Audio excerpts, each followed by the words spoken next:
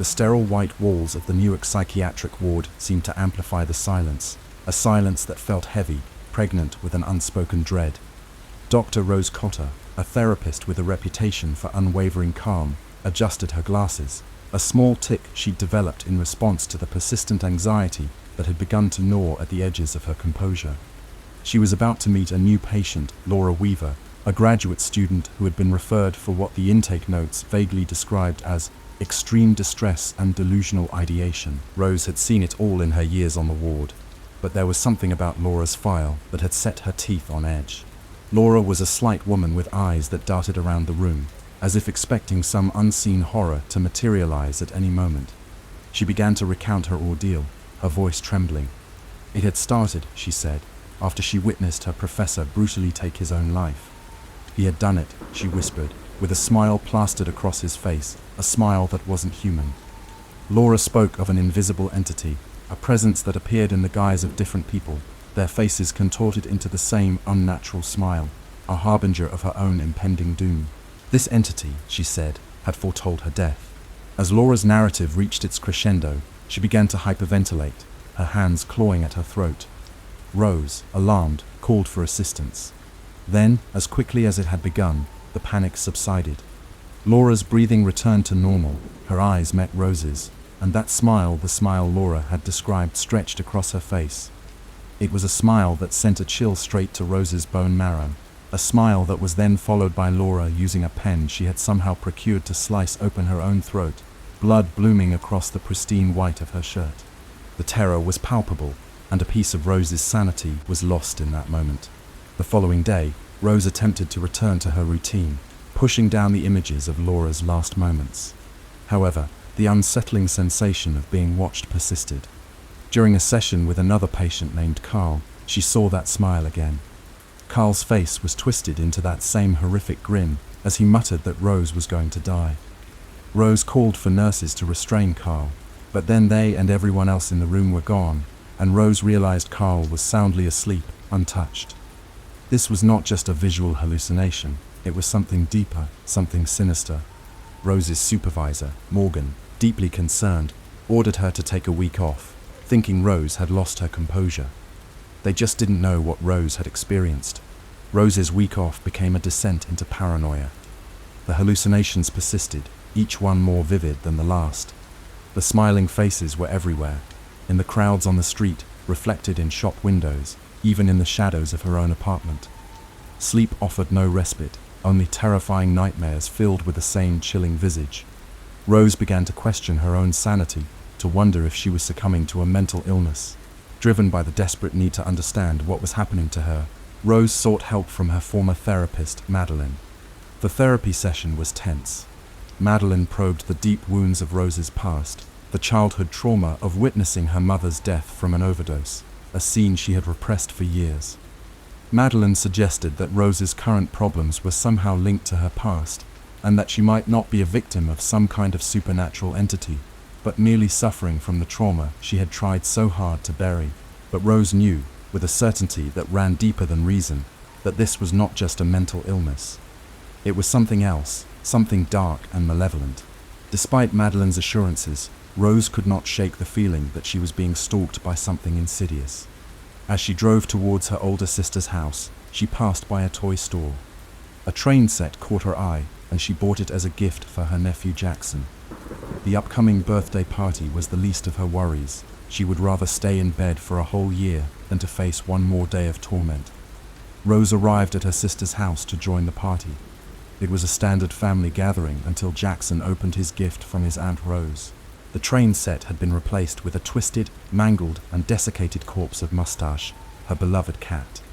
Jackson screamed, the party went silent, and Rose found herself caught in a horrific breakdown that made the scene feel like it was playing on repeat.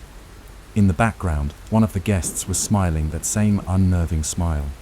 Rose lashed out, falling into the glass coffee table, causing a loud crash. The room suddenly filled with screams and shouts. This event only solidified the fear that Rose was indeed a victim of a terrifying curse. She confided in Trevor, her fiancé, but his attempts at consolation fell flat. He thought she was spiraling. Trevor, in his ignorance, believed she had lost her mind. He couldn't understand the sheer terror in Rose's eyes as she tried to explain what she had experienced. Trevor's logic couldn't penetrate the veil of horror that had descended on Rose's life, a stark contrast to her rapidly degrading sanity, and so she began to feel very alone in this nightmare. Driven by her desperation, Rose did some research, and she realized that the professor Laura had mentioned was smiling in a similar fashion as he died. She sought out his widow, Victoria, who was still reeling from the loss. Victoria tearfully revealed that her husband had also witnessed a suicide shortly before his own, a suicide that was preceded by the same terrifying smile. It was a pattern, a gruesome chain of horror, and Rose was now a link. Rose's ex-boyfriend, Joel, was a police detective, a man grounded in facts and logic. Despite their past, she reached out to him. She told him what she had discovered, and together they began to investigate. They delved into old police records, searching for similar cases. They found several instances where people who had witnessed someone commit suicide with a smile had subsequently done the same to themselves within a week. The pieces were falling into place, painting a macabre picture of a curse that was passed from victim to victim, a horrifying contagion of despair. As Rose and Joel investigated, a sense of dread began to creep into Joel's eyes, a growing realization that Rose might be right. He looked back at Rose with a different look now, one of trepidation instead of pity. With every new discovery, Rose felt the walls closing in. The entity was real, and it was hunting her. Rose attempted to make amends with Trevor, but the conversation was a disaster. Trevor admitted to contacting Madeline for a psychological intervention without asking Rose first. She felt betrayed and deeply alone. Desperation and dread boiled within Rose as she decided to visit her sister Holly. Rose was hoping for some kind of emotional support. Holly, however, was dismissive, attributing Rose's behavior to mental instability. She compared Rose to their late mother, accusing Rose of the same kind of unhinged paranoia she had seen in their mother. Rose, incensed, accused Holly of abandoning her before their mother's death, a wound that had never fully healed. Rose and Joel found one exception in the chain of suicides: Robert Torley, a convicted murderer. He was still alive. They visited him in prison, and he claimed to know the nature of the entity. It was, he said, a being that fed on trauma. Torley was broken by his encounter. He looked at the world through shattered eyes. He said that there was only one way to break the curse, but it was unthinkable. According to him, the only way to escape it was to brutally kill someone else in front of a witness to traumatize them, passing the curse on to the witness. He was terrified by the concept, and he was terrified of Rose. Rose, horrified by the very suggestion, rejected the idea, further solidifying her resolve to find another way to stop it. Torley, sensing the entity within Rose, screamed at her to leave, his voice echoing through the cold, stone walls of the prison. Later, Madeline came for another therapy session with Rose, but something felt wrong. As the session wore on, Madeline began to transform, revealing that she was the entity itself, a grotesque mimic. The real Madeline called Rose's phone, further revealing the entity's deception. Rose, terrified and angry, knew what she had to do. She drove to her hospital, armed with a knife, and, in a rage, murdered Carl in front of Morgan. However, this was another hallucination. She woke up in her car to find Morgan standing outside, and he noticed the knife in her lap. She sped away, and Morgan called the police, now fully aware of the danger that Rose presented. She understood that she was the key, that her death would end the curse, that her life was the price to pay. But this entity had to not pass on to another, so she decided to die alone, away from the world, at her family's abandoned home, a desolate place filled with painful memories.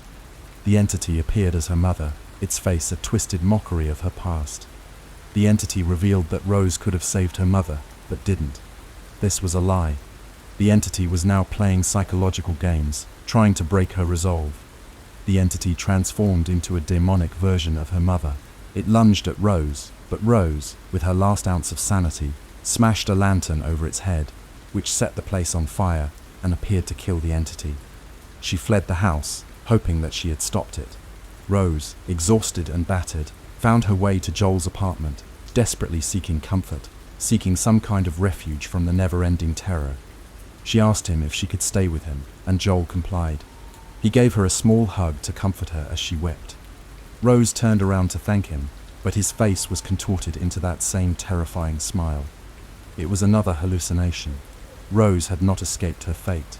Joel had been using Rose's phone to track her, and he found her outside the ruins of her old family home. When he saw her, she was broken and paranoid. In a desperate act, Rose ran back inside, where the entity revealed its true form.